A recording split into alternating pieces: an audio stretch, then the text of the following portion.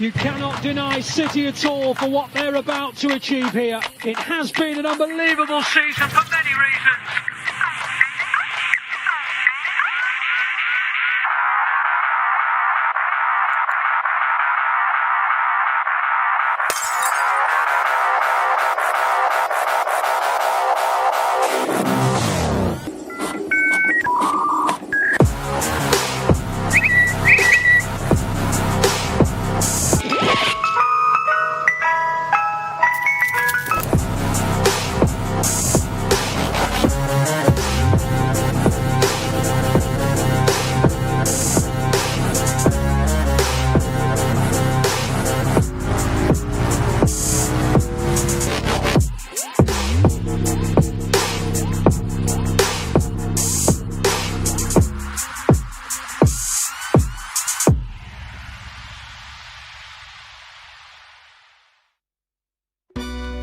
My friends, welcome along to We're Not Really Here. This is currently live footage of our boys in blue returning home to the Etihad Stadium and for the first time this season being greeted by our fans. Look at that.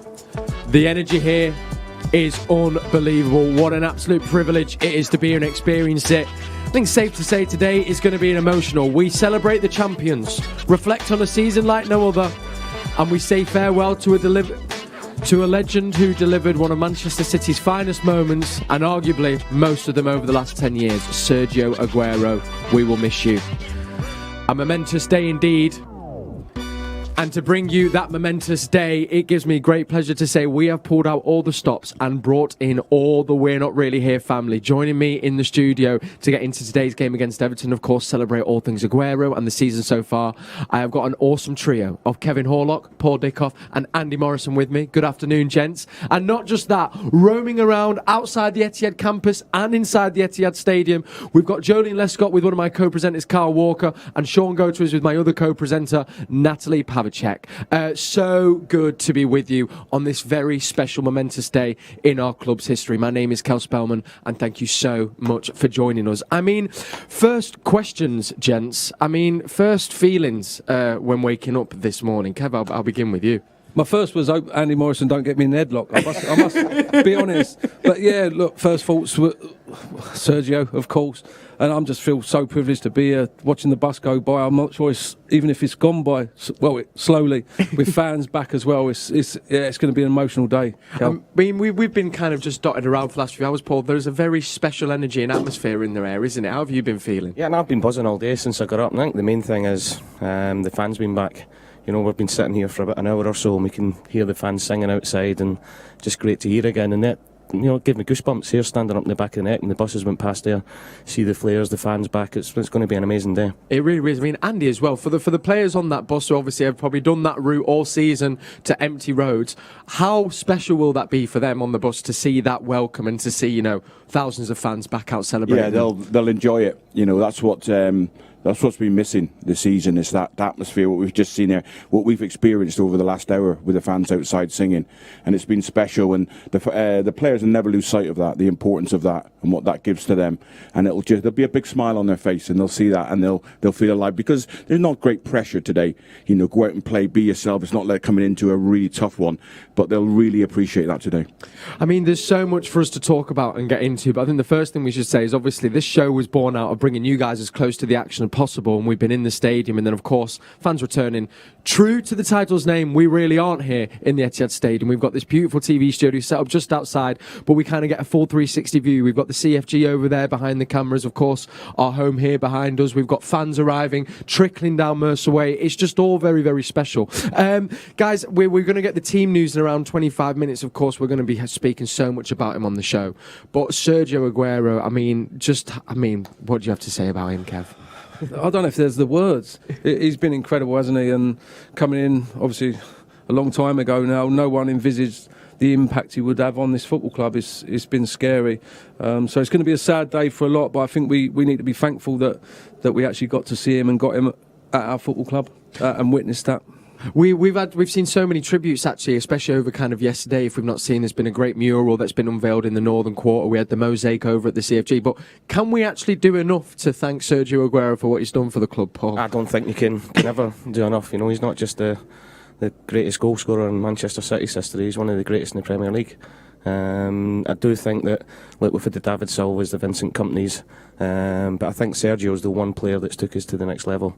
You know, they've all been fantastic over the years and winning trophies, but he's the one when it's mattered has came up with the goals, not just 93-20, but breaking all sorts of records. And you know, a few years ago everybody used to talk about Ronaldo, Messi and who was the next one down. At his peak, Sergio Aguero was up there with the very best of them. And how do we go about, Andy? You know, I mean, like, kind of, he almost represents, as Paul said there, the embodiment of a spine of a team that has done so much over the last decade. This kind of feels like the final piece has moved away, and I guess as something ends, though, something new starts, and that's what we've seen this season. Yeah, I mean, you know, he's not played as much this season as we would like to have seen, and but you know, just following on from what the lads have said, it's you know, he's given me some incredible days. You know, the 93-20, I was there with my son, which was an incredible occasion for me. You know, I'd done it as a player, and then to be there and see that, you know, was special. And you know, he'll be ingrained in this club for a very long time, because he's just been incredible. And I just think it's fantastic that fans are going to be here as well. You know, David Silva, because of the pandemic, didn't get a send-off from them. So to have 10,000, albeit only 10,000 fans, to have fans in the stadium to give them a proper send-off. That is the big thing. Yeah. Like, to have fans here today, with how the season's gone, the Champions League next week, to say goodbye to Sergio, it's just all falling into place. And these fans deserve that as much as Sergio does.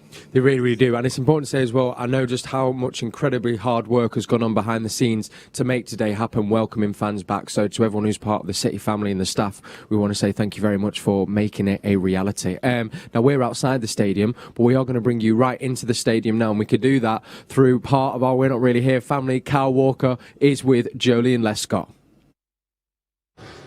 Now we've made it inside, we're getting closer to kick-off. Joleon, today's about crowning the Premier League champions, but it's also Sergio Aguero's last game as a Manchester City player in the Premier League.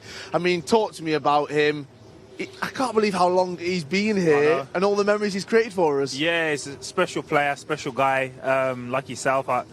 It's hard to kind of come to terms with him not going to play for City anymore, but yes, it's that time's come, and what a servant he's been to the club. Now, obviously, you played with him. What was that like? We've waxed lyrical so many times about him. But come on, I need some inside info. It's funny because when he first come, if I'm honest, I'm thinking he hates Sergio Aguero, but we got Carlos Tevez. Like, what can you really ask for different? You know what I mean? And then he comes, and then he came to the first session was in Ireland. He came over, he was over there pre-season tour, and he went past Vinny, and I've kind of read it, and I've gone to close him down. He went back past me, and then Vinny's come. And he's kind of like gone past him half and then tried to think the goalie.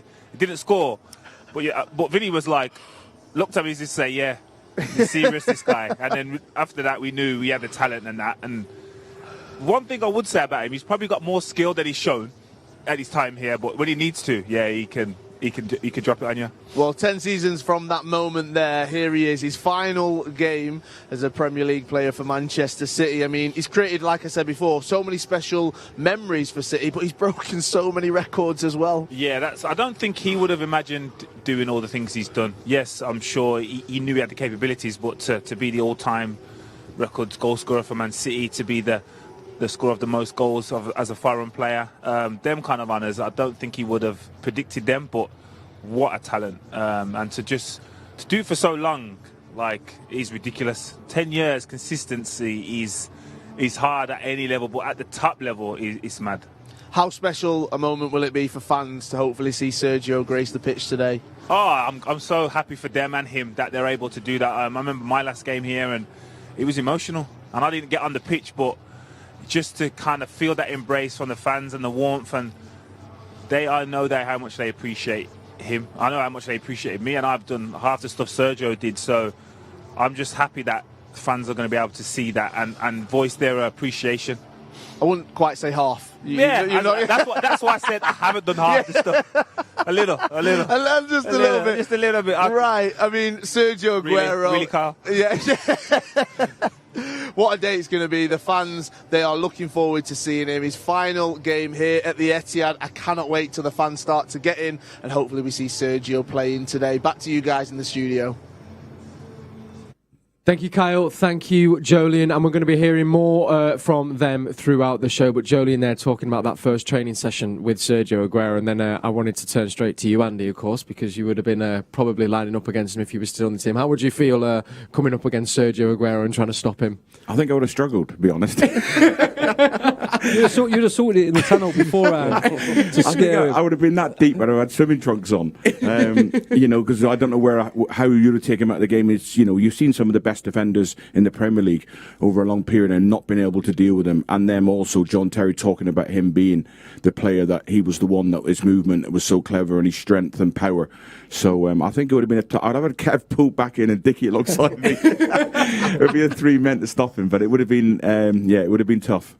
I think as well, Virgil van Dijk is another player that said that's one of his toughest opponents. And Paul, I mean, Joleon spoke about seeing him in training, but obviously kind of given how closely you work with the club, just what has he been like as a personality and also a person for Manchester City and behind the scenes? Yeah, I think people have said it all this week. He's always happy and always smiling, and he's just got a fantastic nature about him, and sometimes when he's at the top of the tree as in strikers go at a world class level, but to see him how humble he is in and around the training ground, how he trains. I know some of the lads were saying, Joleon said before, that he wasn't the best trainer that's been there, but he comes alive.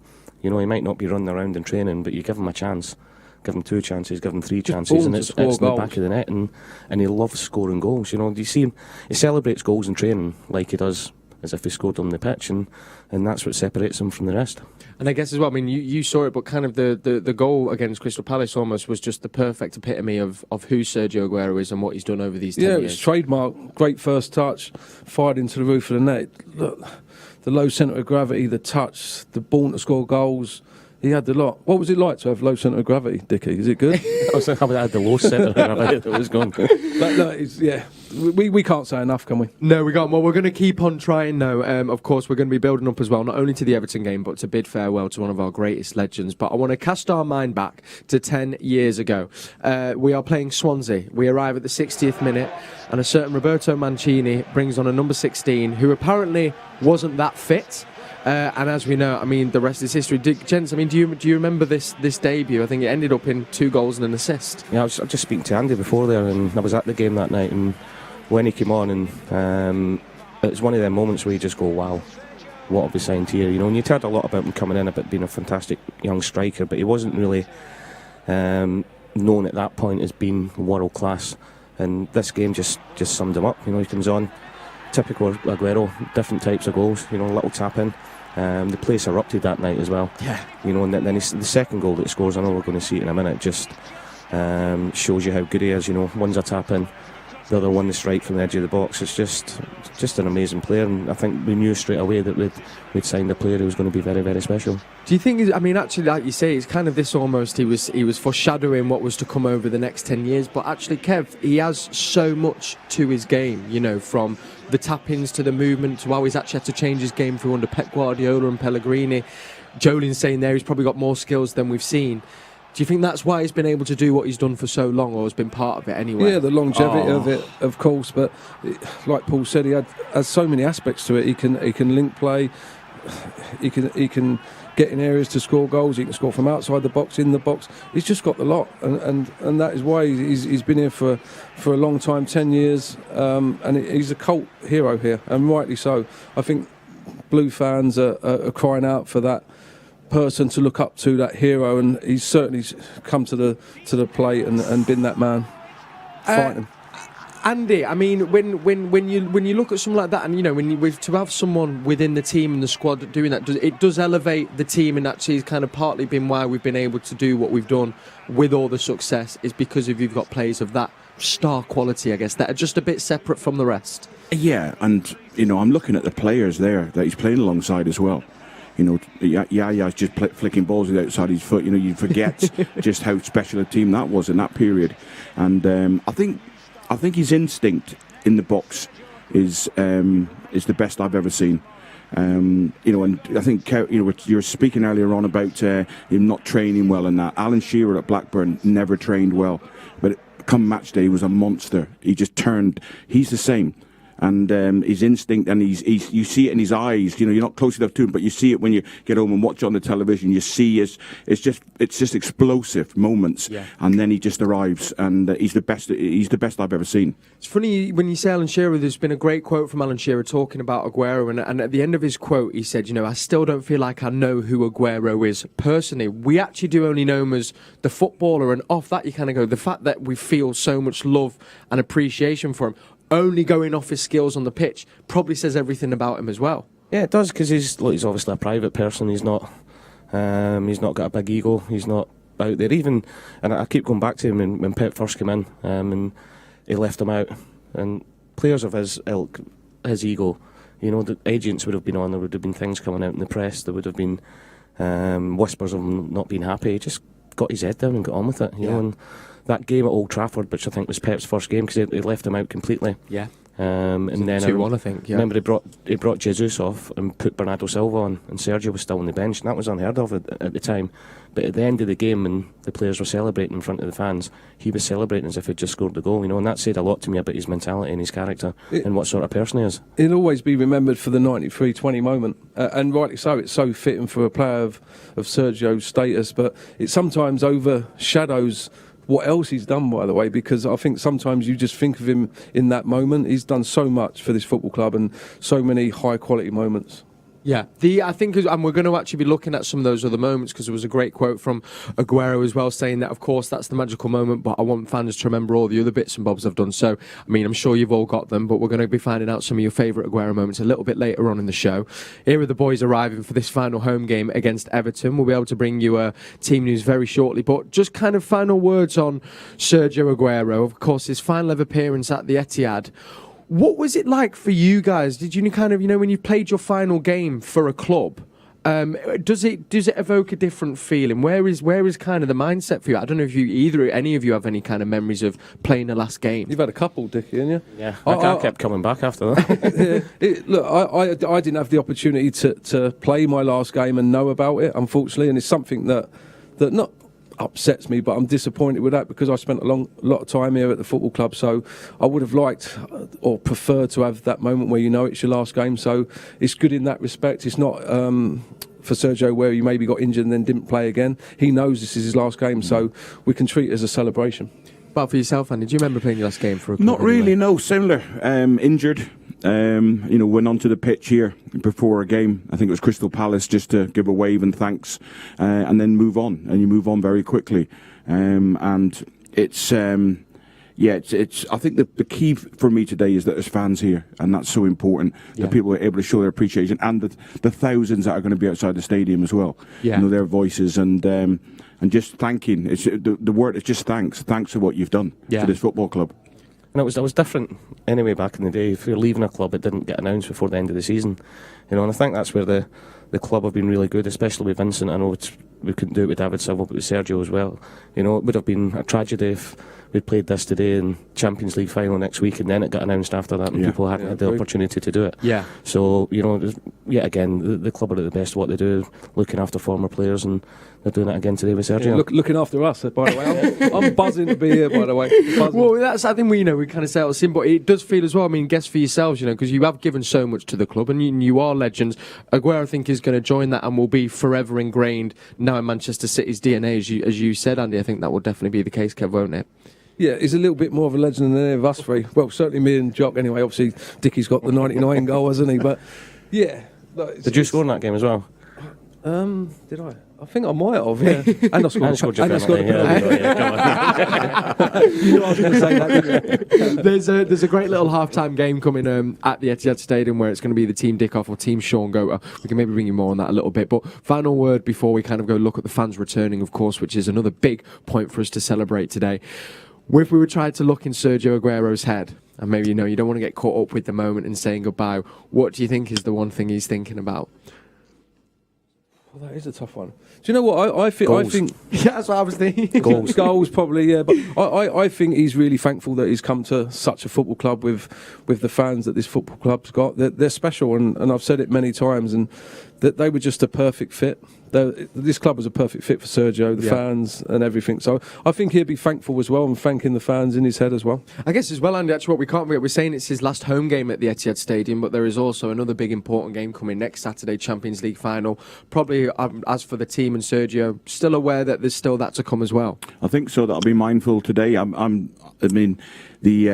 expect a strong team today, but going forward, Sergio will want to, it seems like it's written. It really does, but we'll see. But it feels like there's a special moment still to come. I couldn't agree more. Okay, we'll take a little pause from talking about our legend Sergio Aguero. It's probably going to get more emotional as the show goes on. But we have got fans returning to the Etihad Stadium, 10,000 of them. I don't think I've ever seen or felt a more magical thing. We can now hear from Kevin Parker, who is the General Secretary of the official supporters club, just to tell us a little bit more about it and what it means.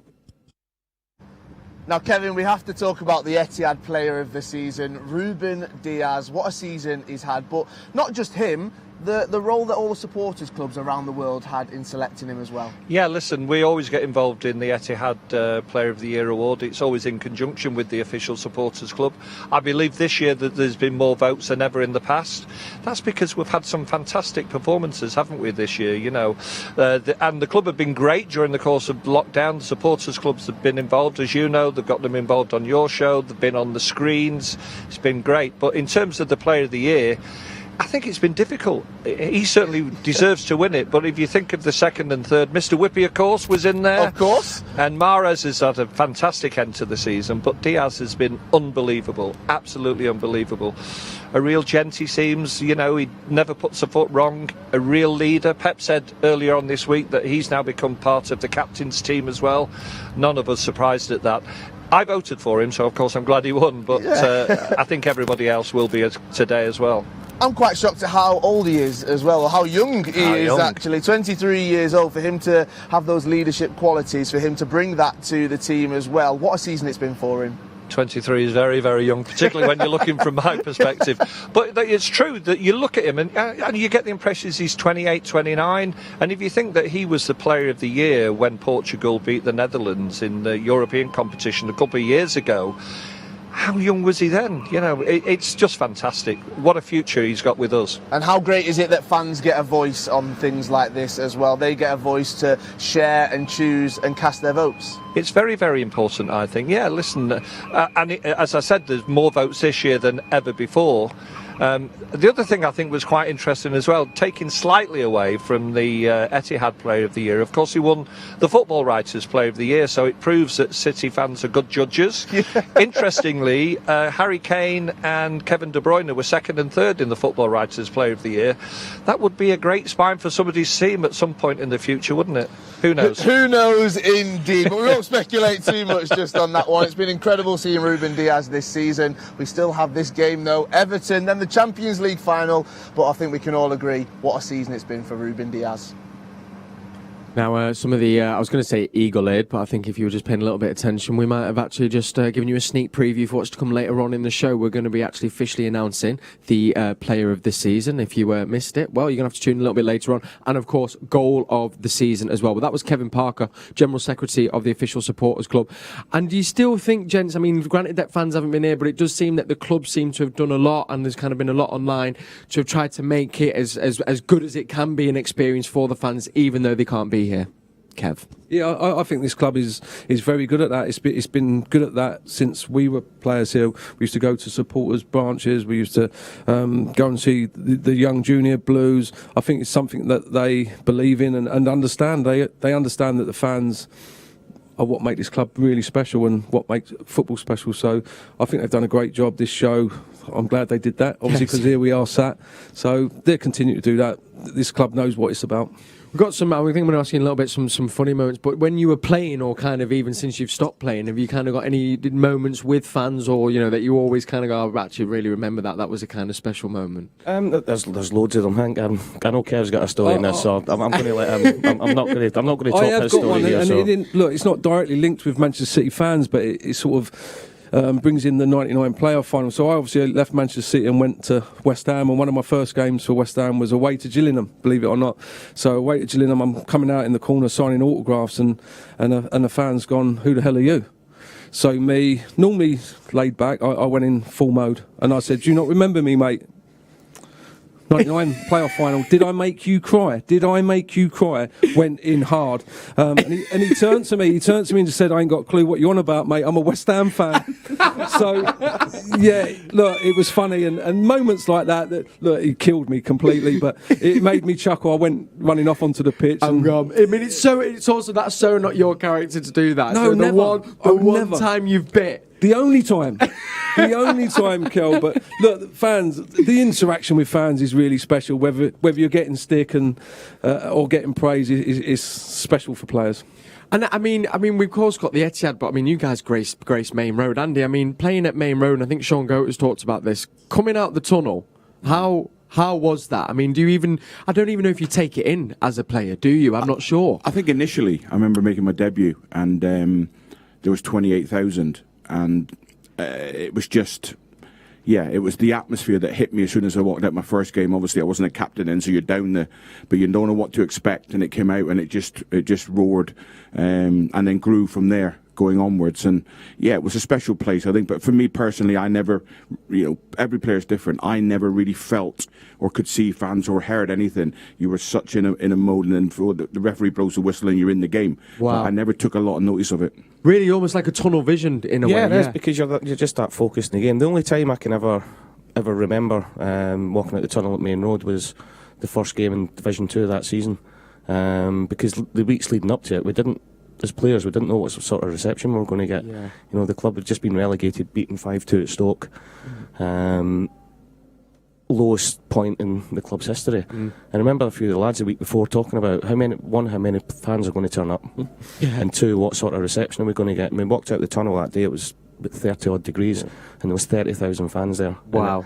And that's one of, obviously, the Joleon game and everything else, but that's one of the standout memories for me. You just thought, this lot are special. Yeah, what are they doing here watching us? Yeah. We just took them to the depths. But that just says everything about them.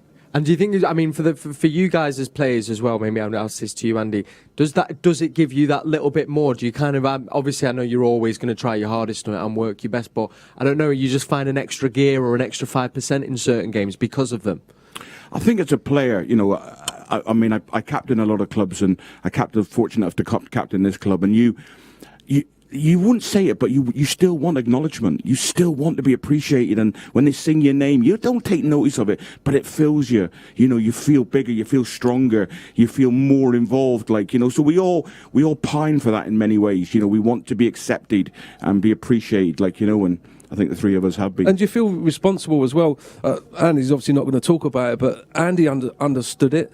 And it's an iconic picture for me now. I look back now at Wembley, and obviously you've got Dickie sliding on his knee, which is right up there as well. But the picture where we're on our knees and we're sort of bowing to the fans, it was Andy's idea. Wow. And it was the right thing to do. Do you know what I mean? We'd put them through such a lot, and we felt responsible as a group, and for me, that picture is iconic, right up there with Dickie sliding on his knees.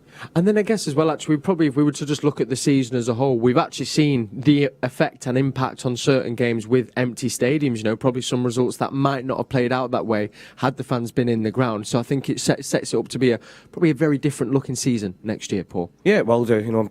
Getting back to a full house here at the Etihad, it sends shivers down your spine, really, because it's what we all want, as ex-players, as supporters, but especially as players.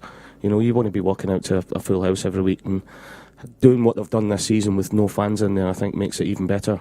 I think it probably puts it up there with the 100 points, the back-to-back Premier Leagues, to deal with everything that they've dealt with this season without fans, and to win the league the way they've done it is...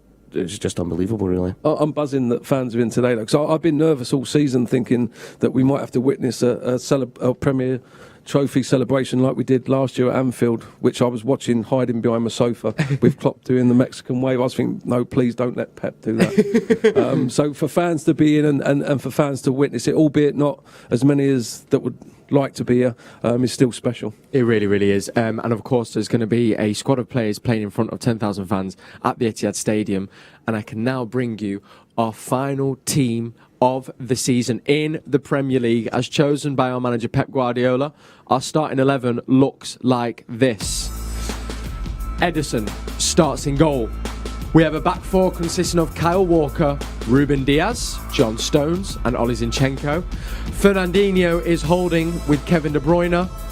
And I think maybe Foden or Riyad Mahrez. I'm going to say Foden with a front three of Mahrez, Sterling and Jesus. Looking to our bench, Zach Stefan, Ake, Gundogan. There he is, Sergio Aguero. Alongside him, Laporte, Rodrigo, Bernardo Silva, Ferran Torres and Benjamin Mendy. So, I mean, there is one player there that, I mean, we're thinking we would have liked to have seen in the starting 11. He's on the bench. Kev, but you said I'm not too worried about that. Sergio Aguero starting on the bench. Look, possibly carrying an injury, who knows? But for me, I would like to see Aguero on at the end. Look, he might have been able to last 90 minutes, but possibly not by not being included. But to come on and obviously play the last minute of his last appearance here at the Etihad, I think is more important than starting and going off. Andy, when you first saw the team, your first comment was that he's gone strong. Were you kind of a little bit surprised by that, or do you think that's the right thing to go, especially with looking to next weekend as well? Well, I can't really think what how Pep's seeing it and what his plan is going forward, but it is incredibly strong. I thought it might have had a different balance to it, but then we look at the bench and you cherry pick 3 players from that starting and put them into that bench and you've got an incredible team. Yeah. You've got an incredible team. So yeah, very fortunate to have the strength of the squad, and I think the depth over the season has been why the football club have been just relentless and been able to pick from that squad. And as Kev's just said, it was, the moment will be Aguero when he comes on. Yeah, it really, really will. I mean, also, I have to ask, we've got the Champions League game next Saturday. Do you think this is a good inkling, Paul, of maybe what Pep Guardiola's thinking, or could it have nothing to do As with Andy it? says, who knows? Pep, he's an absolute genius. But I think if you're looking forward to the Champions League, I think if you look at the 2 Dortmund games and especially the PSG games, I think that's going to be more towards the team that he's going to pick. But that is incredibly strong, and I think it's sending a message to all the players as well that he's taken today seriously. Yeah. I know it's the trophy lift and Aguero and everything else, but you want to win this game, especially in front of the fans as well. And I think that's why he's went so strong. I think that squad's there or thereabouts. I'm not. Well, I am going to put my neck on. I think Jesus comes out and Sterling next week for Silva and probably Gundogan. Yeah, I think Gundogan will be in there because we know as well, I think he's the most capped Champions League player under Pep Guardiola. We've spoke about this a little bit before, but what would you, in just your opinion, what is the best approach? Because obviously you're looking at that going, well, I just don't want anything to happen to any of them players really, but you also want to kind of keep a little bit match sharp and kind of be match fitness. So how do you kind of get the best of both worlds, do you think, or do you just have to approach it, like you've approached all the games this season? I think they'll approach it like they've approached every game, and I think the added thing that, look, towards the end of the season when teams have won leagues, they take the foot off the pedal a little bit, but going back to again, I think fans being back here, that's going to really drive them on today, because they'll want to win for them. Yeah, and I guess Andy as well, you'd be saying if you were captain, lads, we've got to do it for the fans, but we want to make sure that we're feeling confident going into that game next Saturday, maybe not on the back of a loss. No, I think you're quite right, and we look at the bench and Gundogan, the season that he's had, Rodri. It's even if, heaven help us, somebody picks up an injury.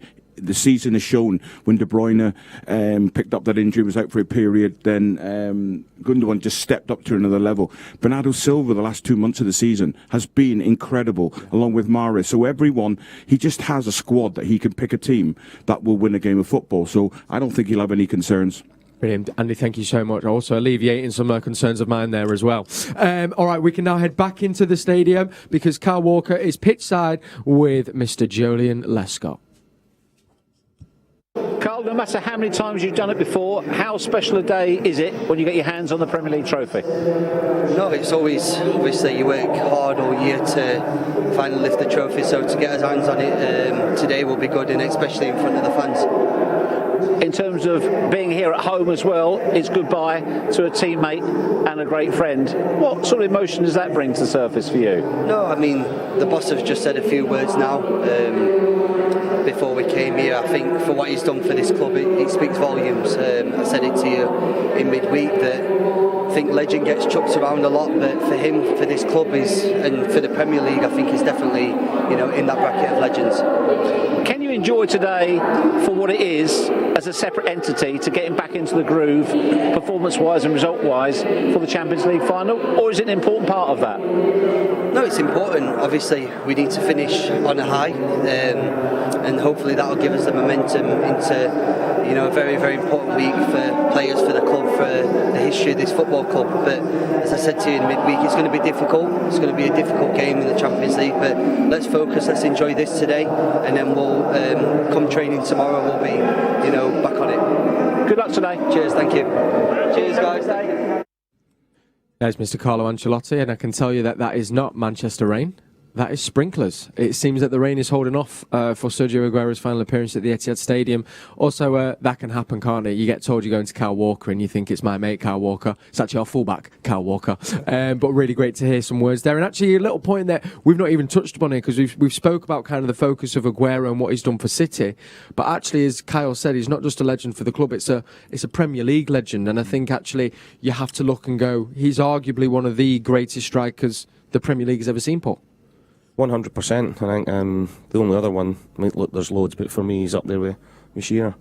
And I think Alan Shearer's come out himself and said that he thinks Aguero's the best that he's seen. So, just not Manchester City's greatest striker, but one of the Premier League all-time greatest strikers. Would it be wrong to say, Andy, that actually kind of, in a way that David Silva changed kind of what a centre attacking midfielder could look like in the Premier League? Do you feel Aguero's kind of done that with the role of striker as well? Since he's come, I don't know, kind of maybe being a little bit more dynamic, or kind of having a few different facets that we hadn't associated with a big traditional number 9, say, up until that point. I think the way the team play has evolved over the last decade, especially with Pep coming in, and it is more suited to a player of his stature. The old-fashioned 9 that you would hit when Dzeko was in was a different altogether. But it's his movement and his strength. I never really, until I actually met him, I didn't realise the size of him, as in his power. He's like a power lifter, his legs, and you can't move him. So when ball's going, doesn't matter how big a centre-half is, you cannot move him off the ball. And every quality that's needed in the final moment he has, and as a defender trying to stop that is very, very difficult. I think it's what sets him apart from me from the rest is the amount of different goals he scores. Yeah. It being left foot, right foot, inside the box, outside the box. Headers. He's getting across people. He's third or fourth highest scorer in Premier League for headers. And he's 5'7". Yeah, I can see that this week. So it just shows you, it must be a nightmare to mark, and as I said, tap-ins, left foot, right foot, low centre of gravity, headers, the lot, and he's just the best. He really, really is. Well, remember, we're going to be getting some of your personal favourite moments from Aguero that aren't the 93-20 in just a little bit. We saw there, of course, two legend managers chatting together, Carlo Ancelotti and Pep Guardiola. I have brought you the Manchester City team, but while Carlo Ancelotti's there, let me bring you the Everton team that he has picked as well. Pickford starts in net.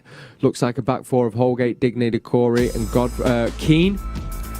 With Decore is in the middle with Ben Davies and Allen. And then it's looking like Sigurdsson, and then up front Richarlison and Calvert-Lewin. On the bench, Olsen, João Virginia, Coleman, Nkunku, John Bernard, Andre Gomez and Iwobi. I guess, we can say that we've wrapped up the Premier League crown, but what do you think Everton will be playing for, Andy, there today? Well, you want to finish on a high note. You always do. You want to leave an impression for the manager, for the fans. You want to win the game. So they'll be going about this, and wanting to spoil the party. It's what every team wants to do, spoil the party, and that's what they'll be up for today.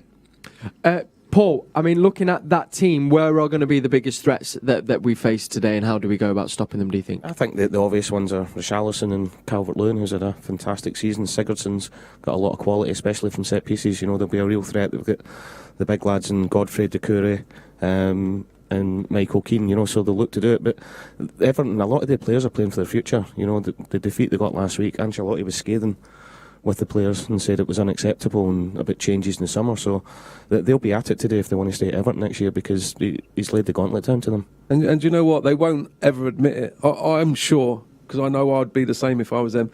I'm sure they're really happy to be here today, to play the champions, to see the trophy lift. And look, they're not going to admit it, but to see Aguero's last game as well. I would be. I mean, it probably is that. Does that actually say how good Sergio Aguero is, that you have that kind of respect and the adoration from the fellow players? He's going to be spoke about not just at Manchester City, in the world of football forever. Yeah. So when these lads are old and grey like we are now, they can say, do you know what, I was there for his last game in the Premier League. It's a big moment. It's been a tricky one. I mean, you mentioned there about he was seething after that result last week, because Everton started the season so strong. I mean, there was a lot of talk about them potentially pushing for that top 6. You know, they were even, I think, at the start, even around that top 4 mark. Why do you think they've kind of dipped off a little bit, Paul, over these last few months? I think it's that their away form, and I hope it's not today, has been exceptional. But they've really struggled at home, whether that's going back to having no fans, and they've struggled with that, because Goodison, the atmosphere at Goodison was electric. You know, I used to love playing there. It was one of my favourite away grounds, because you know, they had great banter, but they were right on top of you, and they made a hell of a noise as well. So that could be a thing to do it, but I think it's been disappointing, because they've got some really talented players. They have spent some money, but today will be interesting, you know, because said before, Ancelotti's basically threw the gauntlet down to them and saying that he's going to change that squad next year if they don't step up. I guess as well, Andy, actually, if there's someone who you want in charge who's ready to do the revamp and you believe can do it, it is someone like Carlo Ancelotti. I think he seems to have almost elevated Everton to another level, would you say?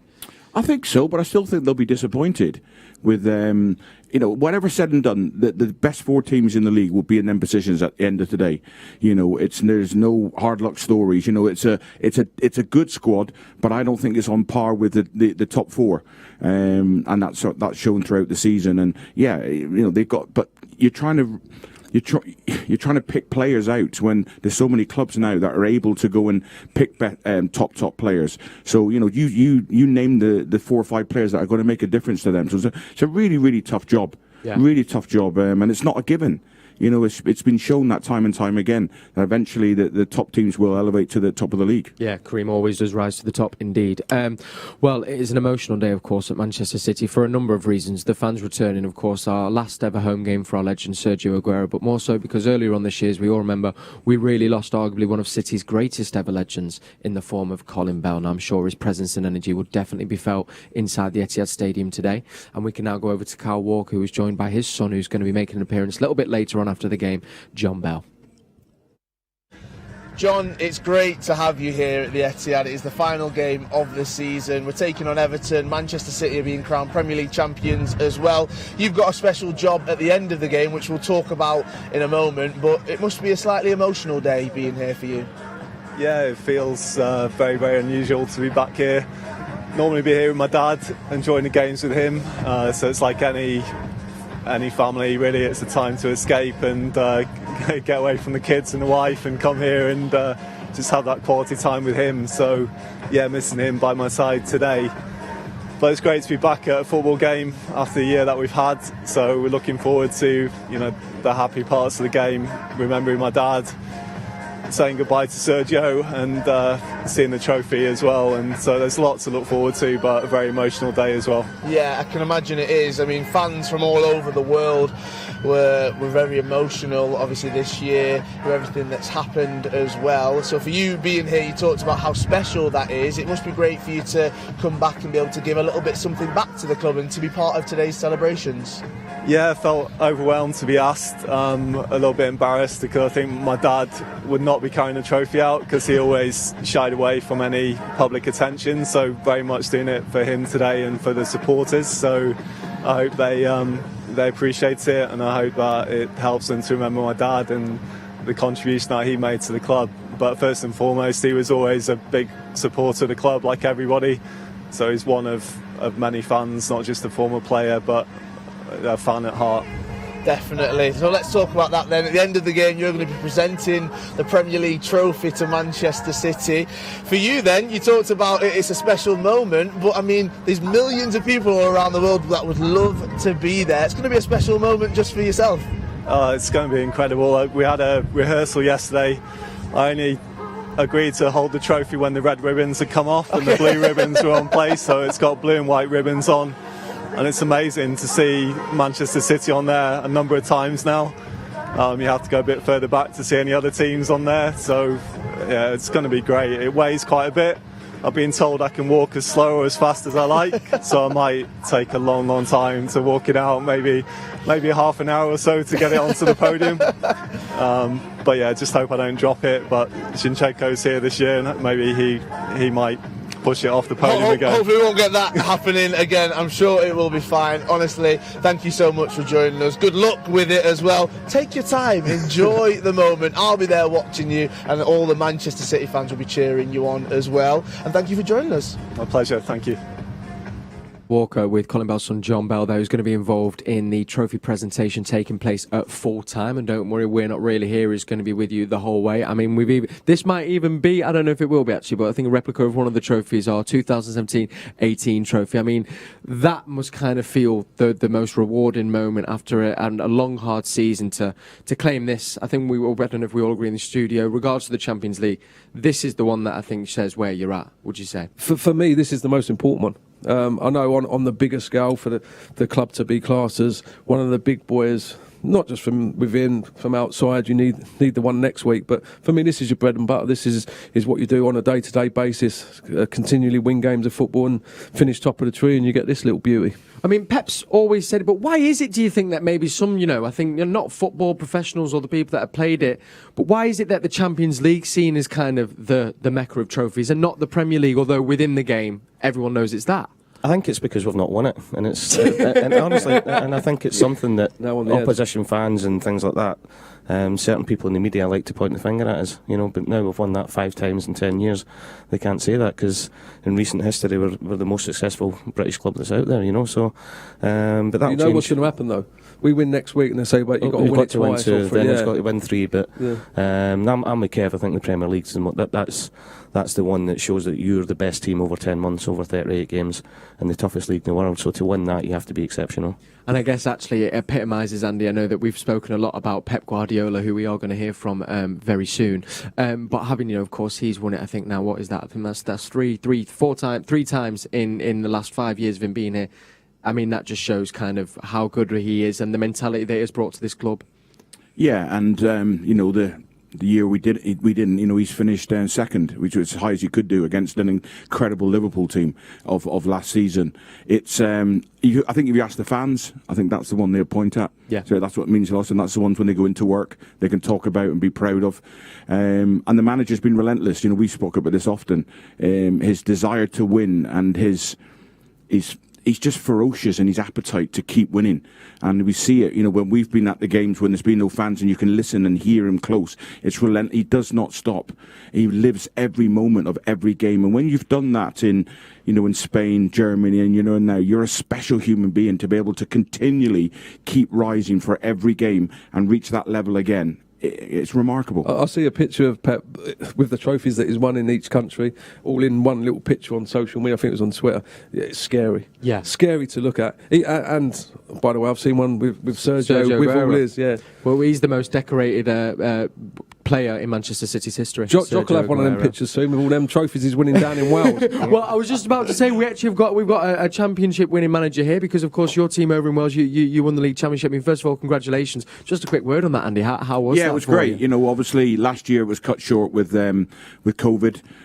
We were taunted a little bit with saying that we'd won the COVID Cup, so it was really important to me personally this year that we showed that we were the top team last year with 6 games left, and we've won it this year again, so incredibly proud. And and we entered the Champions League. I started in the Champions League against FK Sarajevo on the 7th of July last year, and now we got the game next week, which is remarkable. I mean, it's an incredible achievement, isn't it, Kev? It is. It's some trophy as well. He showed us a picture of the trophy. Unbelievable. Imagine if they qualify, go through and end up with Manchester City in a certain round in a group. That'd be all right, wouldn't it? I know. Would you do We're Not Really Here that week? Yeah, I will be. I'll still be here. Well, listen, we'll go from one championship winning manager to another. Here is our man, Mr. Pep Guardiola, speaking ahead of our game against Everton, which is being played out at the Etihad Stadium in front of 10,000 fans. It feels so good to say it. Pep, what sort of day is this for you to get your hands on the trophy and in front of 10,000 of your fans? Much better. Much better to take it with them than without them. Very pleased. When you picked the team today, did you have to bear in mind you have obviously a big final in a week's time as well? A little bit. Second half, Sergio's going to play. We decide together and They come for a little bit niggles, a little bit injured, and but the first target is try to play and win today. Do you think that Sergio Aguero will play some part in the game? Second half, yeah. He'll definitely take some part then, yeah? He'll come on in the second half? Yeah. What are you looking for today? How do you find the balance between working towards that final, also enjoying the occasion? I think the support is going to help us to play our best game as possible, and Everton away did an exceptional season, so always was tough. Sorry. Bless you. Sorry. And try to win the game. You got the lucky hoodie on as well. Yeah. It can only help. Beautiful one. Enjoy your day. Bless you, Peck, indeed. And there we have it, just confirmation that Sergio Aguero absolutely will start in the second half, which is exactly what you said, Kevin. I think that's probably, might be a little knock or something possibly, which is why. Probably. So that's good news. And as well, I mean, I was just kind of looking at some of my notes here. I mean, not only, of course, the wins and the trophies, but actually the records that have been broken and he's continued to break. It also, what I find quite scary though, Paul, is that he says that he's not done and feels there's still a lot more for us to do and achieve. I mean, what even could that be? I think it was when we celebrated the 10 year of the new owners. I think it was scary and a bit, very scary for everybody else when the chairman came out and said that we're not even 50% through where they want to go. They've not achieved 50% of that. But look, they're always striving to be better all the time. You know, and you hear them talking about the next game, about it's being better and taking it to a different level. They've took it to a different level again this year, and the biggest challenge will be to do that next year. But that's what strives Pep on. That's what keeps them going. Is it's challenging all the time. We have a little even just off that, Andy. You know, if we want to kind of do that again next year, hopefully, what is it that you think? Are there any areas we need to improve, or do you just think it's try and keep the same energy and motivation we've had this year?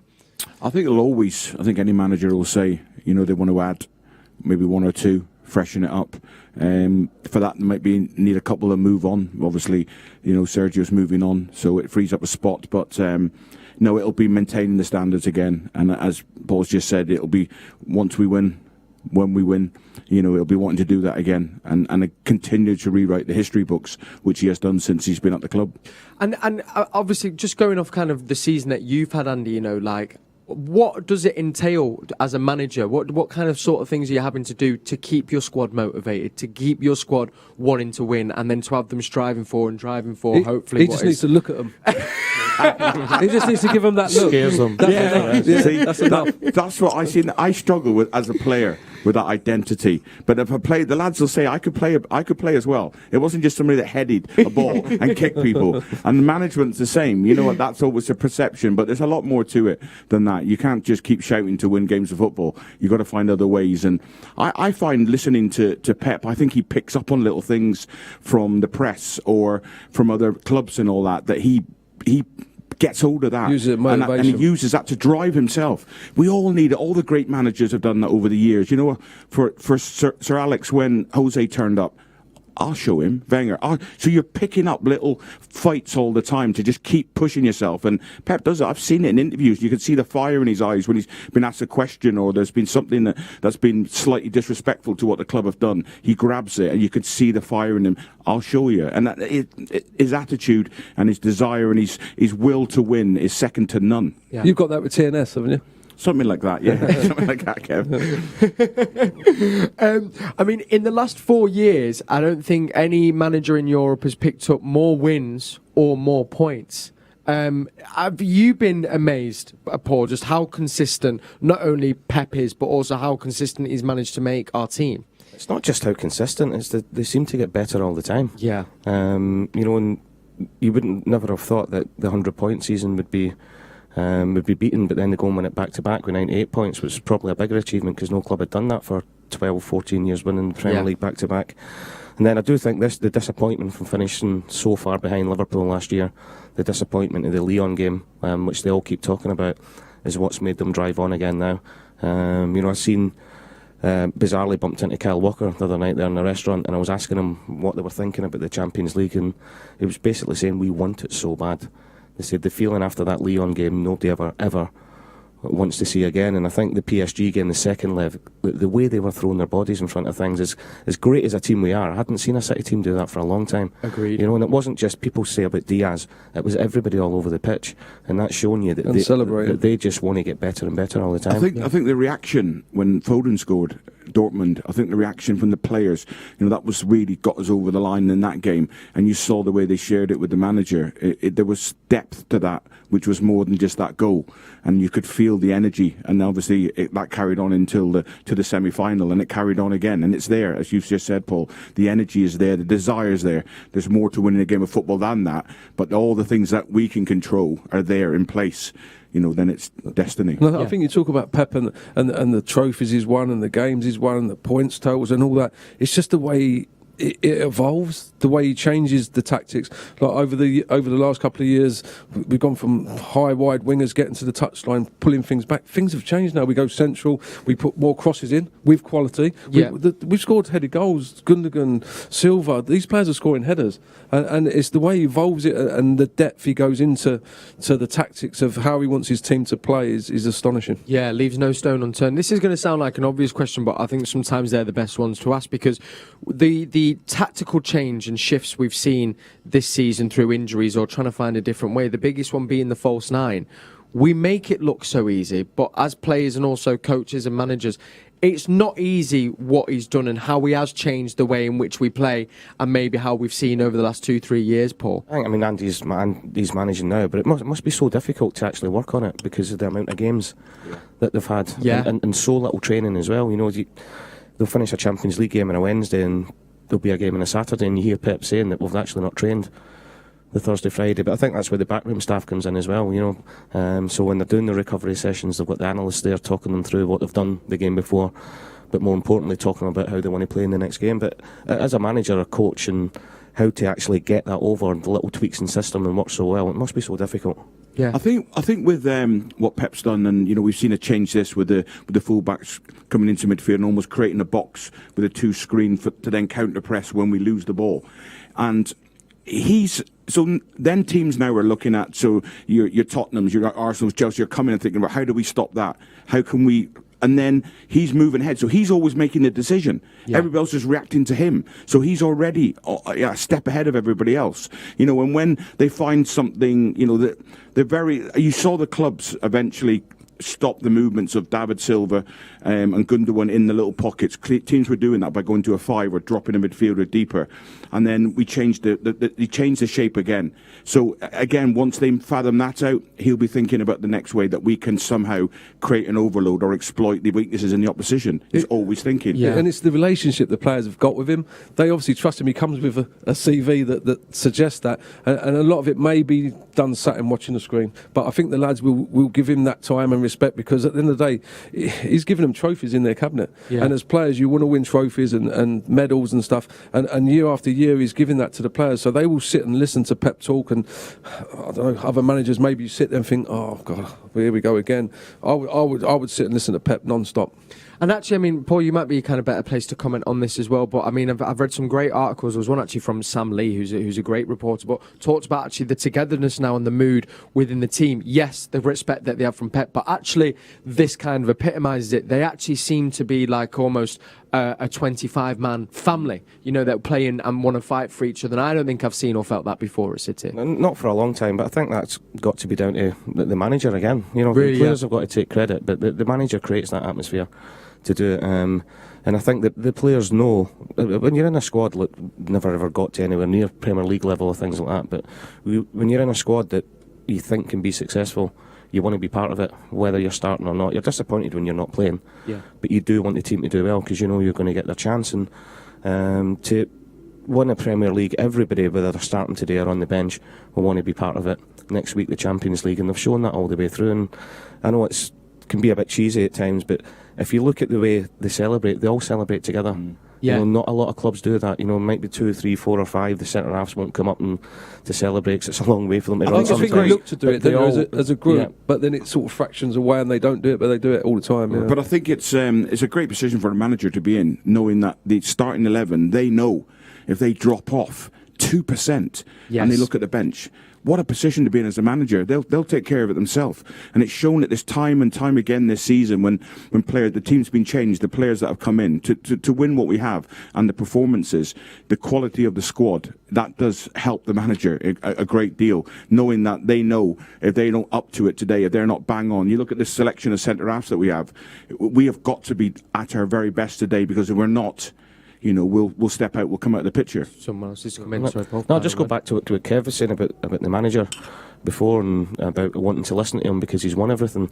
I've been fortunate enough a couple of times to actually watch them train, and they hang off his every single word, everything that he says, and not just 5, 6 or the 10 who's playing, and it must be so hard for him because you've got 24, 25 world-class players, and within that there's probably 24, 25 big egos as well. Yeah. But when he jumps in a session or talks to them, they are so focused on what he says, because they know what he's saying is going to make them better and going to make them win more trophies. Yeah, and the proof is in the pudding. Fascinating. Wow, what I'd give to see one of those training sessions. Well, I've got 3 99 legends with me right here in the studio. There is another one knocking around the ground somewhere with our very own Nat, who is with Mr. Shaun, Gota, and I believe we can go to them now. Hey Cal, hey gents, yeah, we're still inside the stadium. Shaun and I are here outside the pitch. We nearly got soaked by the sprinklers there, but it's fine, we don't mind. We're lucky to be in the stadium, we'd have got wet for it, it's fine. Now, we have heard the team news now as well, Shaun, so straight away, what's your first impression of that team? Wow, Pep Guardiola is a serial winner. He is going strong in this team, and I absolutely love it. I would not have called it. I would have thought perhaps the team that started today, 2 or 3, would not have been in regards to the game, the Champions League game. But he's a serial winner. He scored all out today, and it's important to win this game because you want to win having the momentum going into the Champions League game. I love Pep. This is absolutely brilliant. This team has got. Yeah, when we did see the team, you got really excited, and Shaun, he's like very happy. Wow! So you were really impressed with that. We did straight away notice Sergio's on the bench. We're really hoping we get to see him. Yes, I'm sure. The game gets won. There'll be a point when Sergio Aguero comes on, and I think this 10,000 fans that are here, they're going to lift the roof. They're going to really just make some noise here because he really deserves it. Yeah, thank you so much, Shaun. It's always a pleasure, especially inside the stadium. Right, gents, hope you're having a wonderful time inside the new stadium. We're waving at you again. Have fun, and we'll see you soon.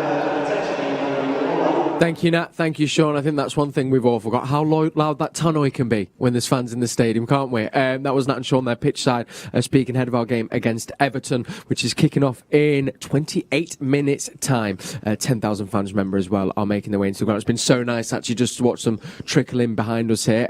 Now, I should probably flag, I've got caught up that much in conversation. I actually haven't addressed, one, the studio, but also the numerous trophies and silverware that is in our presence. I mean, we have here, of course, our Premier League crown from 2017-18. We've got a big trophy presentation taking place at the end of the game after Everton. In between Kev and Paul there, so we have our League Cup trophy there. We also have our Premier League 2 Division 1 winners there, and then we also have, that was from the under-18s, under-23s, and the under-18s trophy is in between Andy and Paul there. And I think this actually is the perfect kind of image to say how successful Manchester City have been, not just their first team, but across the youth board. We have won all trophies available to us at youth level. That's our under-18 North Championships, and then beating Fulham last night to make us national champions, and then, of course, our under-23s. We know how much work and money has been put into this academy, Paul. Does this now really start to feel like this is the fruits of everybody's labour and we're starting to reap the rewards of that investment and time spent on it? Absolutely, and I think the club expected it to be a while as well. You weren't just going to open a fantastic facility and start producing players straight away. I think we're seeing it now with obviously Phil Foden's the one to talk about, but the Laps, the Cole Palmers, Tommy Doyle, the ones that are coming through now are top players and leading by example. And I know they say that it's the 23s and it's the 18s, but what the club do is that they play kids up every year. So the 13s will play in the under-14 league. the team that's just won the under-18s, a majority of them were the under-16s. Yeah. You know, so it's always pushing them all the time to be better. And it's the academy's fantastic, and it's going to keep producing top players. So I was reading actually, I think it was a quote from Tommy Doyle, who was kind of saying that actually we went and watched the under-18s, you know, lift the trophy, because we know that actually that their success means that hopefully it's going to drive us to be successful, which in turn might drive the first team a bit. For them to be experiencing winning trophies or winning league campaigns at such a young age, Andy, how important is that for them, and how much can that help them then to try and get them in the City first team? Yeah, that's the end. That's the end product of the hard work that goes on behind the scenes in the games and game time to win them trophies. I think it's obviously in the DNA of this football club now at all levels to be successful, and it's unacceptable if you don't win at every level. So yeah, it's a great benchmark for them as they grow. Winning and seeing what eventually when the first team are doing what they're doing, and that pathway is so important, you know. And when you've got Phil who's come in through that pathway all the way through, everyone else has seen it, and the players alongside Phil who have made it, and that's what drives you. You know, it is possible, and the dream is possible to get onto that pitch one day and play for the first team. It is incredible though, isn't it? We're sitting there in the show, we can see across the bridge to the training ground. We got these trophies. It is unbelievable what has happened at this football club. I mean, we saw as well, I think it was, we had Enzo Maresca, I think, and Carlos Vincenz, of course, our manager, with Pep Guardiola. Speaking of it, Kev, I know you work as well close with young people. We know kind of that actually the likes of your Tommy Doyle, Cole Palmers and some of the under-23s have been training with the first team. How invaluable is that for players? It's massive. I was speaking to Gareth Taylor last time I was on. He said the levels that the first team train at. Look, we've got good kids throughout the football club, but the first team are at the next level, by the way, as you can see. So for the young lads to experience that on a day-to-day basis, not just training sessions, the way that the first team prepare, the way they recover after, everything about being a top Premier League player and a serial winner is right there in front of them. So what they gain from that is invaluable. And sometimes better, Gareth said, better than people always talk about getting lads out on loan. Sometimes it's best to stay and work. If you've got an opportunity to work with the first team, that's better than going out on loan at times, which everyone obviously questioned with Phil. Yeah. He should be on loan, he should be on loan, he should be on loan. He's doing all right, by the way. He's not doing too right. bad at all. No. Pep's also spoke about that already. He's kind of said there are going to be 3 players from the EDS who are going to be part of the first team next year. Great for them, but then also I guess it is great for maybe the players that were in winning the under-18s trophy or maybe part of that under-23 squad, knowing that the jump and the transition can be made, and actually the path has been clearer than it's ever been before, Andy. Yeah, I agree, and it is, and from whatever age level you're at, you're always looking ahead and seeing how they're progressing. You want to be there, you want to be challenging, and then eventually the ultimate goal is to break into that first team squad. A lot of hard work, a hell of a lot of hard work has to go into that, and I think the values that are ingrained throughout the club, they reflect as it goes down, that they understand how hard they need to work to get to that next level. Yeah. That final step's the hardest of all, by the way. And I think probably Phil's made it look a lot easier than it probably is. He's come in and it's not looked out of place, and in many ways probably been the standout player over the last few months. Yeah, I think that last step to go in there and have the effect that Phil has is. Will it happen again? It probably will, but to this extent, I'm not so sure. But is that not a generational player, Kev? That's something that's special. When we go back to this under-17s World Cup and the player of the tournament, that's what just one. That doesn't come across every year. Yeah, that's once in a generation. Phil Foden. Yeah, probably. And to be at 20 years as well. It's remarkable where he will be going. And again, every other player has got to be aspiring them young lads to be the next Phil.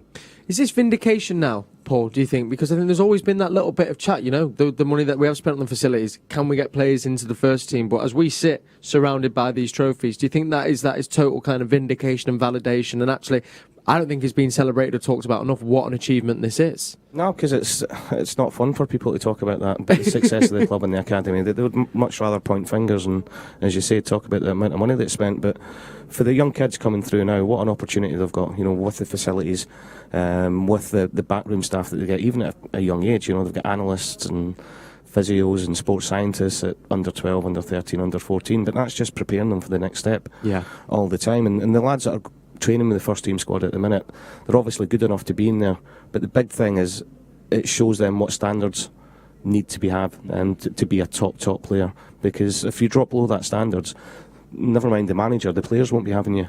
And Yeah. the biggest thing you need to do as a young player is to get the first team lads get their respect first, and then you've always got a chance. But training out day in, day out, the likes of the Cole Palmers, Tommy Doyles, Liam Delap, they'll pick that up and they'll know that they'll have to stay there. But when they do go back down to the 23s, they'll be setting that standard for the fellow teammates as well, and letting them know what it needs to be to get there. Yes. People talk about the investment down there, and obviously a lot of money has been invested in the football club, but a certain Phil Foden, look, he has no need to leave, and he won't, and he's going to win League Cups, Premier League trophies, Champions League trophies. If he was to be sold, he'd pay for all the investment anyway, alone with the fee he'd get. Well, I think, Kevin, it's funny, actually. I think if we actually total up some of the transfer fees that have been made by City for their young players, I don't think we'd be far off saying they've returned their investment and 100%. Some more. And it seems that there seems to be more and more going on as we roll on.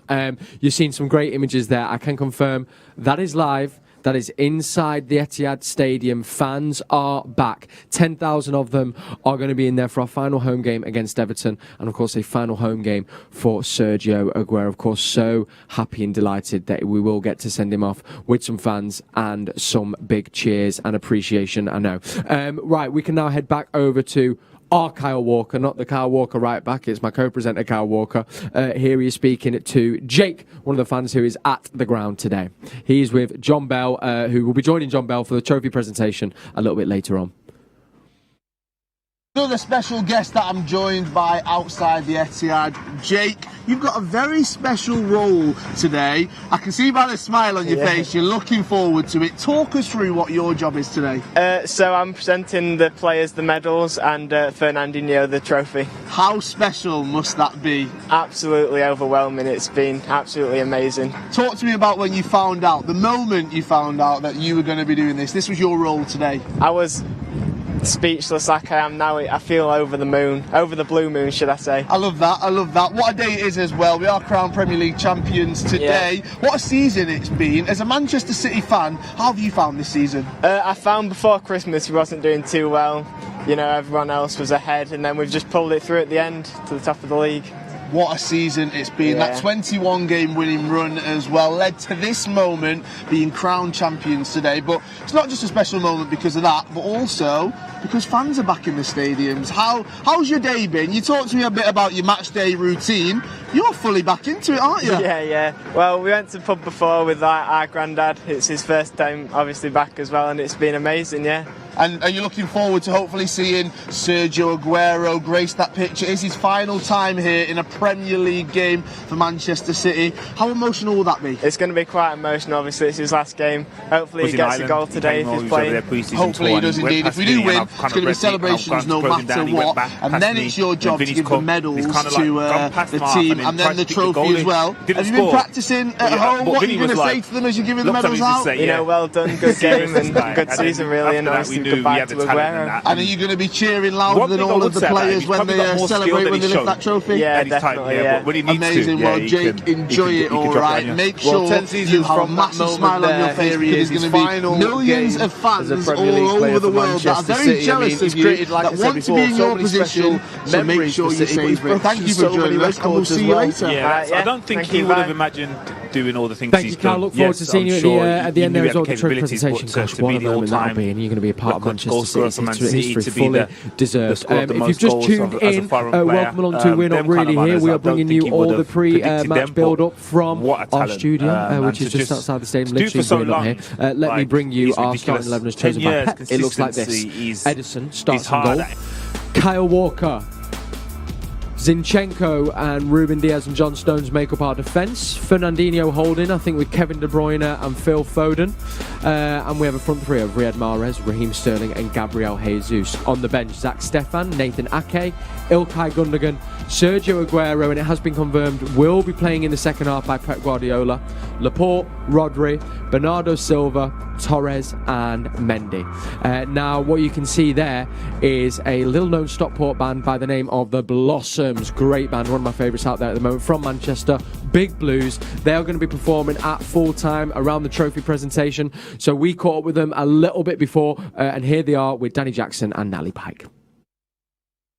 It's a very special day, of course, with the trophy lift and saying goodbye to an absolute legend, Sergio Aguero, after the game. But to get us warmed up, I think we've suitably outdone ourselves. Please, everybody, with me now, we've got Joe and we've got Tom from Blossoms.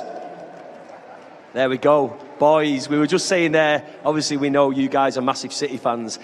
How about this for a spot? I bet how your world has changed. Crazy. We used to have a season ticket there in 201. So it's nice. It's a little bit of a better view from up here, I'm not going to lie. Yeah. You're living the dream up here, aren't you? I mean, was that... So tell us, I mean, obviously Sergio Aguero is going to be leaving the club. That's going to be his last home game.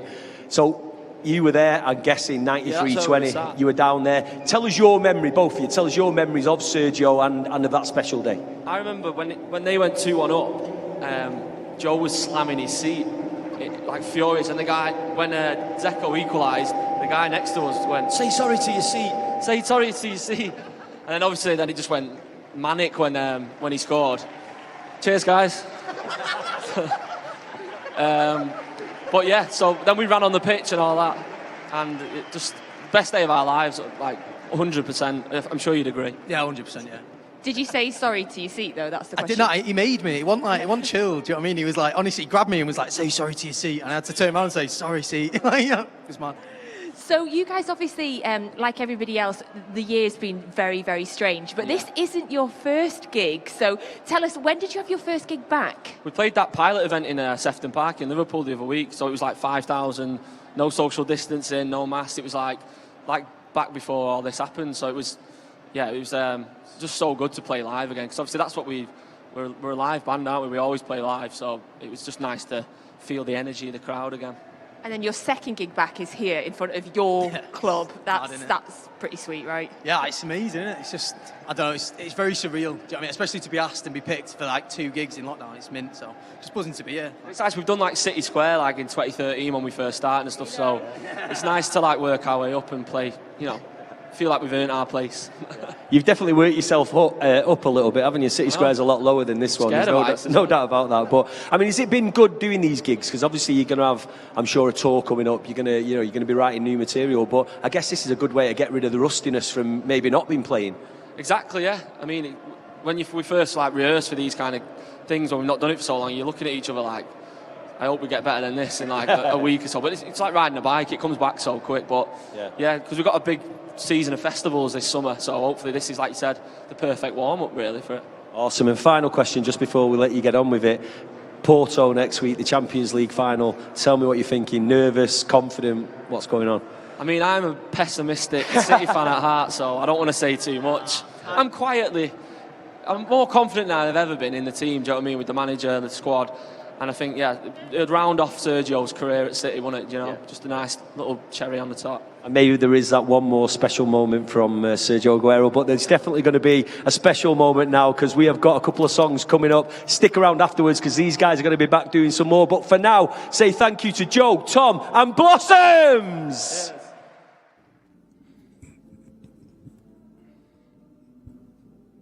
Here they are now. They have started performing, warming up the crowd that are inside the Etihad Stadium. If you haven't heard me say it already, I'll say it again. 10,000 fans are back, baby. What a sight to behold indeed. They're also going to be performing at full time now. Of course, they were speaking there about their favourite Sergio Aguero moments, and the moment has arrived in the show now where we're going to get some of ours from our guests in the studio. There was a little line from Sergio, I think I said it earlier, saying that, of course, that is one of the most iconic and infamous moments, but he wants the fans to remember all the other moments that aren't that 93-20 moment. So I'm going to ask our friends in the studio here some of their favourite or one of their favourite Aguero moments that isn't the 93-20 moment. Kev, I'll begin with you. There is so many, isn't it? I'm going to say the goal at Crystal Palace because I was lucky enough to be there. It's potentially his last goal for the football club. I hope it's not. I'm sure there's another moment, another Aguero goal to come, but even if it's not, I'm going to witness the last goal, whatever. So, the goal at Palace. We got it here as well, Kev. I mean, it was just, wasn't it? This is just... Yeah, I was up. I was shouting Aguero, echoing around the stand. That trademark, isn't it? Touch, roof of the net, fired. Look, just what he does. Really does. Paul, what about for you? It's only one. Is there only one? Only one. Can I go two? You can go to, of course Yeah, you can. I go to his 2 goals against United a few seasons ago. Oh, yeah. Early, the one at Old Trafford where he ran all along the 18-yard box and cut in, fake to shoot, then rifled it in.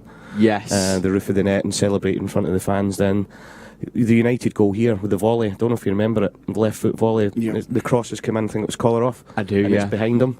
Yeah, and it's like an impossible angle, isn't it? It's ridiculous how he not just got contact on it, but guided it into the net. Yeah. So yeah, both because they're against United, but just 2 unbelievable goals as well. Third? You got a third there? I could go on all day. Mate, honestly. What about you, Andy? I think big players score massive goals, and they arrive at the right moments. And the Liverpool, the 1-0 at home, which was a huge game and significance at that point. And it was a cross. It wasn't a pass, but it was his movement. He got across the centre half, controlled it, and then rifled it into the top corner with his left foot. And like I say, there's no other. And I spoke with a lot of players about that, and they can't think of another player in world football who could score that goal. Yeah. And take the touch and then the left foot and the finish was an incredible moment. And do you know, there's another one for me, which was, again, it was against Liverpool, but the one from what I felt, Paul, you can tell me if it is, from the impossible angle, when he's almost basically on the corner line and somehow, I don't know how he finds net. That shouldn't go in, really, I don't think. That's how he kept his balance. Because when he stuck it round the keeper, he's fallen and he's fallen and he's fallen. Yeah. He still had the guile to wrap his foot round the ball and then hit the target from an impossible angle. Look, we could talk all day, but it just shows you what a special player he is. You go on and on, but the ultimate one's never going to be done again, is it? This is never being done ever again. Why didn't he go down for a penalty? That was my thought. Because he knew he was going to score. Yeah, my thought at the time was, go down. Yeah. Get the penalty, but he kept his balance. Look at that. Still get goosebumps watching it. It does. It gets me a little bit emotional, to be honest. There was a great line as well from Pablo Zabaleta, and he goes, if there was one person in world football that you wanted that chance to fall to, it would be Sergio Aguero. And I mean, we just have our millions and millions of thanks and appreciation to you, Sergio. We love you. The other one for me as well, I love, which is again sums up Aguero, was, don't remember the Chelsea game when he missed a tap in. It was like an open net one, and then he's basically gone, all right, I missed, all right, I'll show you. I can 30 yards out in the top corner. Unbelievable. And Andy, you mentioned there's been a great graphic actually over on Manchester City socials, which you should check out, the number of hat-tricks, because I was going to say one of my big memories is the Newcastle game when he scored 5 goals, but that number of hat-tricks as well is quite something, isn't it? Yeah, and it's, you look at the strikers in the Premier League over the decades now, and for him to be at the top of the hat-tricks again, it's just another testament to what he is, one of the greatest strikers the Premier League's ever seen. And it just rolls off the tongue now very easily when we don't, as Kev's already said, we talk about him at this football club, but it's a Premier League icon, going forward, will never ever be forgot. Never really will. And I'll give you a couple of tweets as well from you guys on socials. You've been getting in touch at Man City, hashtag WNRH, on Twitter. Like this one from Man City KD, who says, Manchester City fans from all over the world, we want to say thank you. You've made so many of us fall in love with football and with City. I think that's beautiful. Muchas gracias, amigo. I'm 54 years old and I have to say you're the best City player I have ever seen. Thank you for making our wildest dreams come true. That is from Cos825 on Twitter. Grant on Twitter says, a legend. You're as loved by the fans as the great Colin Bell. Simply, you forever are one of the all-time greats of our great club. You'll never be forgotten. Loved always. This is a lovely one from J Miller Films on Twitter. He says, I fell in love with Man City because of you. Goodbye, legend. And finally, I'm really not mentally ready for today. This is going to hurt like hell. That is from Ian Wilkinson. Ian, I feel the same, but don't worry. We've got 90 minutes of football before we even think about finally saying goodbye to Sergio Aguero. Now, before we get our predictions, quick time for Mystery Blue. We couldn't do a We're Not Really Here show without Mystery Blue. Can we work out who this week's is? Let's have a look. Okay, gents, we've got 4 sets of eyes here. I have faith. There you go. You know where to send your guess. Oh, please. Oh, God. What I mean. Is that Sven? Is it Joe Royal? I was going to go Joe Royal. Is that Joe Royal? I mean, there's a bit. I mean, do we come back at half time, full time? But I mean, we will. But I think that's poor. Yeah, we got to know who that is. That is poor. For the last one. Well, here they are. There we are. There is Pep Guardiola, and there are some of the boys as well getting ready to come out. We can see Edison there. I think high-fiving Ruben Diaz. You got John Stones there as well. Fernandinho just in behind. Gents, moments away from our game against Everton. So final thing from you all in the studio. What a show this has been. Predictions. Kev, I'm going to come to you, Yeah, I'm going to go 4-0, Manchester City, and Aguero goal for sure. Come on, Sergio. Love that. Come on. What about you, Paul? Yeah, I'll go 3-0, Aguero. 3-0. Has to score. Will score. Has to score. Of course he does. What about you, Andy? 3-1. Okay. 3-1. 3-1. We'll let one in. Yeah, Aguero goal? Yeah, go on. We love that. Yes. Well, listen, gents, it's been an absolute treat. Remember, we're going to be back with you at half-time to talk about the game. Then at full-time, we'll be reflecting on that, but also talking about, of course, bidding farewell to Sergio Aguero. So come join us. We're going to bring you some live pictures from, of course, the fans in the stadium, and we're gearing up for the team coming out. We're just going to try and hopefully catch the moment where Sergio Aguero walks out the tunnel for the first time. Alistair Mann as well, of course, will have your commentary over on City Plus. We drop our mics and run over there. Yeah, we're all itching to go and to be there for that moment. I'm the slowest there anyway. I'm going to be last over. How good does that look? Fans back in the Etihad Stadium. I mean, I guess as well we'll be hoping for a full Etihad come next season. But I mean, I think we've all seen it as an empty stadium. You know what? It doesn't look right, does it? Do you know what as well? I've noticed a few 99 shirts as well, and it's so humbling. Like this team here has took it to new levels, and the better they get, it just makes it better for us. Like, but that says everything about the Manchester City fans. They still remember the past and the dark days, and they deserve to enjoy these moments. I mean, is it just me though as well? Like, I mean, I was thinking, you think compared to a full stadium, 10,000 doesn't sound a lot, but actually when you see 10,000, it does look quite full, doesn't it? I think it does, especially when you're used to being over there and seeing nobody there at the game. So I'm buzzing. I can't wait to get over there. You know what's going to come though, don't you? Can we finish the show early so we can get over? Please. You know what's going to happen though? Opposition fans are going to say, look, that's the normal capacity, or that's the normal amount of fans you get. They all say I've had it all season. This would have been full. They'd have been over that bridge and full in the other stadium as well, trust me. And Andy as well, I think all the fans will know they'll kind of be that they are kind of witnessing that little bit of moment in history to see Aguero grace the pitch for the final time. That's something that they'll think every fan will treasure forever if you've seen it live. Absolutely. I was there. I was there when Sergio finished, and that's why the tickets were so difficult to get this this week going into the game. But that 10,000, they'll sing his name from the start of the game right till the end, because a very, very special man, and we'll all be broken-hearted to see him go. We really will. We will. Well, we're going to be with you for Sergio's farewell. I know. I don't know if I should say this, but I'm going to say it. I know the club have got a little something planned for him at full time, so you are going to come and join us as we bring you that. And as we can see there, we know what that is. That is a Champions Guard of Honour, because, ladies and gentlemen, our boys in blue are Premier League champions at the most incredible season. And here they are going to be clapped out not only by the Everton players, but also by 10,000 fans in the Etihad Stadium, captained by our man there, Fernandinho, followed by Edison, Ruben Diaz, John Stones behind him as well. They deserve it, these boys. I think it's been a really incredible season, and what a privilege. But they are all taking a moment as well to step to the side, because here he is, the legend that is Sergio Aguero, walking out at the Etihad for a final time. Let's just all take it in together and enjoy and appreciate the man and all the I was there moments he has brought us.